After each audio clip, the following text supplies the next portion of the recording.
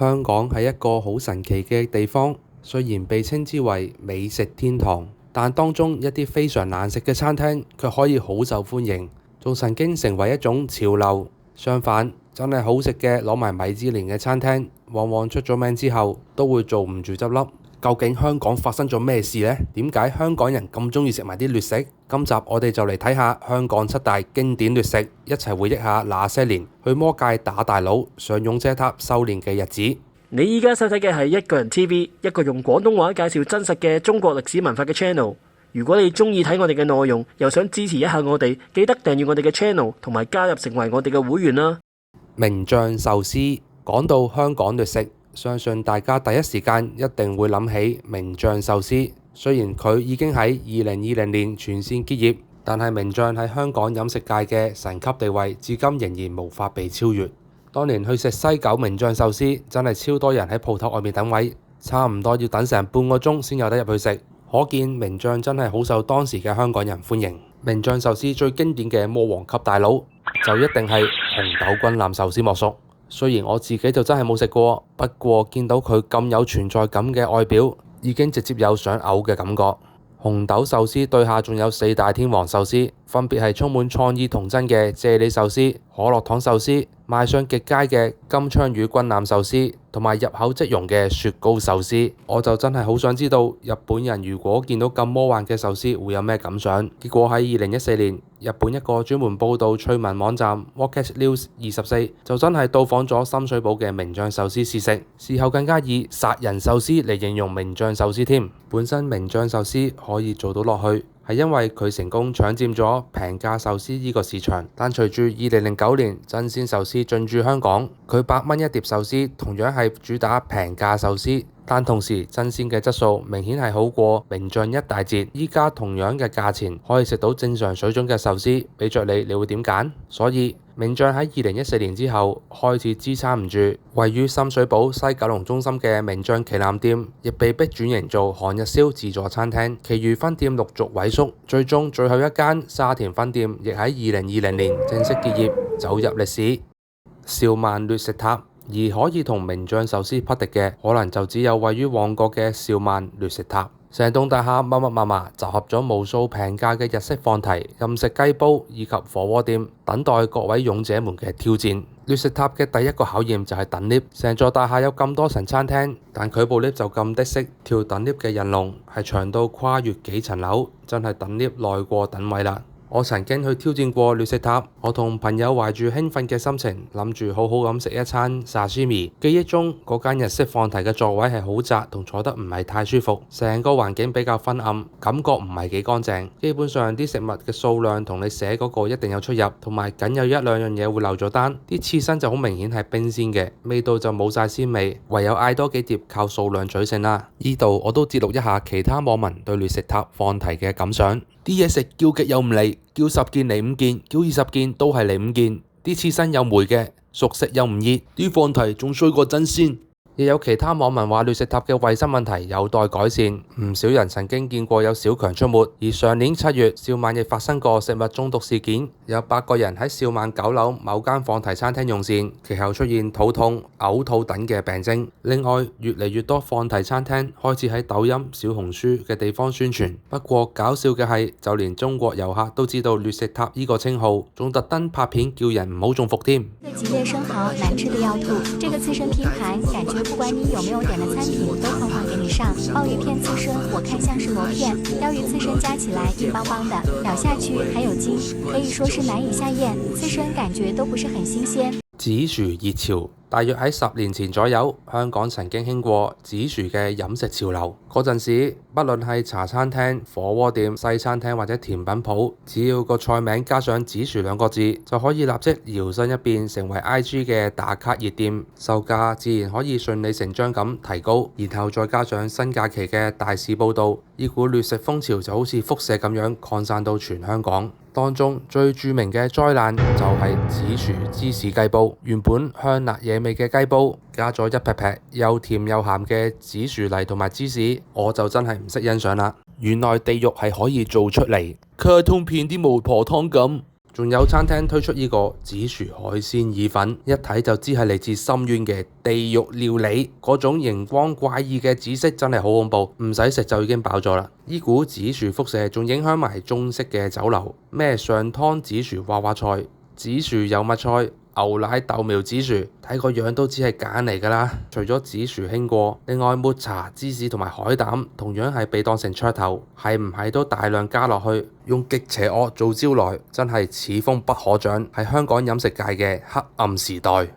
銀咖喱，講到80、90後香港人嘅讀書回憶，銀咖喱絕對佔有一席之地。主打超平價、大份量嘅日式咖喱連鎖店銀咖喱，自然成為咗一眾窮學生嘅摯愛。我讀中學嘅時候，亦經常食銀咖喱，仲記得係大埔中心嘅分店。20年前，香港要揾間專門食日式咖喱嘅餐廳，印象中選擇係比較少，而且價錢都比較貴。而依家銀咖喱原來本身真係日本企業嚟嘅，餐廳嘅氛圍有一種日本地道又樸素嘅感覺，好似係會喺一條冇乜遊客嘅日本商店街見到嘅餐廳。簡單啲講，就係頹頹地嘅感覺。而佢賣嘅價錢真係非常之親民。當年最基本嘅咖喱飯都只係賣17、18蚊啫，咖喱豬扒飯都係2字頭左右。咁當然佢嘅味道亦都相當普通，咖喱汁食落去冇咩層次，好明顯係超市嘅咖喱磚嘅質素。豬扒亦非常之薄，外層嘅粉皮仲炸得比裏邊嘅肉仲要厚，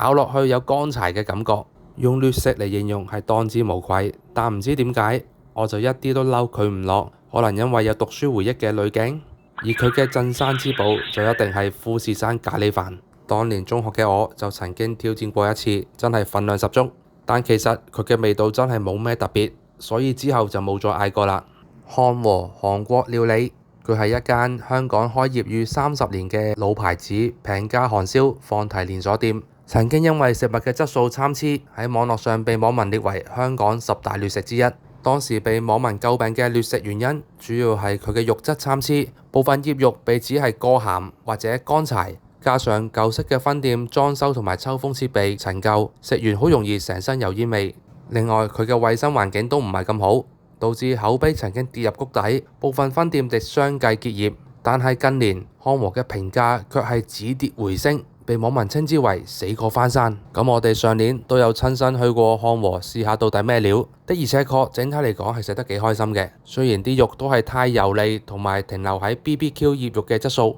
但係佢嘅豬腳薑真係好好食，加埋佢最近嘅挪威三文魚刺身有一定嘅水準，100零蚊可以任飲啤酒食刺身韓燒，再加啲熟食甜品，食足4個鐘。只要你唔好當佢係一間韓燒嘅餐廳，佢除咗肉之外，其他嘢都算係 OK 嘅。咁我認為漢和真係做到逆流而上，成功洗脫咗劣食嘅污名。你又認唔認同呢？ Five Guys 作為一間由美國進軍香港嘅連鎖漢堡名店， Five Guys 出現喺劣食榜可能會令部分人覺得驚訝。老實講，佢嘅食物絕對冇毒，味道都唔算係災難級。佢之所以被網民瘋狂唾棄，個核心原因只有4個字：CP 值非常低。Five Guys 喺2018年進軍香港，主打即製漢堡包、手切薯條同埋自選配料奶昔等等嘅特色餐點。不過 Five Guys 嘅定價一直令部分消費者有所卻步，原因係餐廳原先採用咗單點模式銷售，即係需要分開買漢堡包、薯條同埋飲品。咁一個套餐閒閒地都會超過200蚊，呢個價錢喺香港已經可以喺一間唔錯嘅餐廳食個 lunch 㗎啦。但係依家你得到嘅用餐體驗就頂盡，甚至係差過 M 記。首先 Five Guys 最令網民感到不滿嘅係佢嘅錫紙包裝，熱辣辣嘅漢堡一整完之後就用個錫紙包實佢，漢堡裏邊嘅熱氣同埋倒汗水就會將成個麵包直接焗到濕晒，攞出嚟嗰陣濕滴滴，賣相係非常之反胃。不過佢嘅薯條就普遍受到網民嘅讚賞，話份量係非常多，一個人真係食唔晒。而另外 Five Guys 嘅員工全部只係識講英文，加上唔可以用 QR code 落單，有唔少網民都話嗌嘢食相當唔方便。面對飲食業市道低迷嘅情況， Five Guys 嘅銅鑼灣分店啱啱就已經執咗笠。而佢最新推出咗99蚊即可享用一套3件嘅套餐，唔知道可唔可以扭轉大眾對佢貴價唔抵，點解唔食麥當勞嘅負面印象呢？小學飯盒呢個係全香港人公認冇人會反對嘅終極劣食第1名，亦都係所有香港讀過小學嘅人一生揮之不去嘅陰影。當年喺學校到咗中午飯嘅時間，走廊就會運嚟一車車綠色或者藍色嘅塑膠保溫箱。當個箱打開嗰一剎那，整條走廊就會瞬間彌漫住一股極其強烈、極其反胃嘅塑膠悶味，配上蔬菜發黃發臭嘅味道。因為啲飯盒全部都係一朝早就喺供應商嘅中央廚房整好晒，等到真正派俾學生食已經隔咗4-5個鐘頭，啲倒汗水整到啲飯淋晒冇咬口，入面啲蔬菜全部被焗到發黃發黑，仲有嗰啲神奇嘅熒光醬汁，啲肉片硬到成塊膠一樣，真係狗也不。最可悲嘅係好多老師家長都對呢啲豬哨飯盒視而不見，認為學生唔中意食飯盒只係小朋友挑食。更加話咩有營養嘅食物就係難食㗎啦，叫啲學生要珍惜食物。其實成個飯盒嘅制度根本出咗問題，學校採用價低者得嘅投標方式揀供應商，食物嘅成本為求中標不斷被壓縮，咁樣嘅飯盒質素又點會高呢？唔好話咩冇辦法解決唔到，你睇下人哋日本嘅小學午餐同香港嘅豬哨飯盒簡直係有天淵之別。人哋一樣係由中央廚房供應，但係食物全部放入不鏽鋼嘅真空保溫桶，飯菜湯係分開用大桶裝，咁樣就可以防止倒汗水，食物可以保持新鮮。同埋日本係有法律規定，從食物加熱結束到學生開始起筷，中間嘅時間必須控制喺2個鐘之內。咁有咁多規格，家長係咪要俾好多錢呢？冇啲咁嘅事，人哋日本政府係有預算資助，家長只係需要俾食物嘅材料費，實際上係相當便宜。其實只要強制香港學校嘅校長同老師每一日食同學生一樣嘅豬哨飯盒，咁樣飯盒嘅質素應該好快會有改善，係咪？就係因為我哋由細個開始就被逼食垃圾，搞到我哋唔識分辨乜嘢叫做好食，乜嘢叫難食，間接導致一眾劣食餐廳喺香港受到熱烈追捧，橫行多年。你又認唔認同以上嘅7樣食物係劣食？你有食過其他嘅劣食嗎？歡迎留言話俾大家知。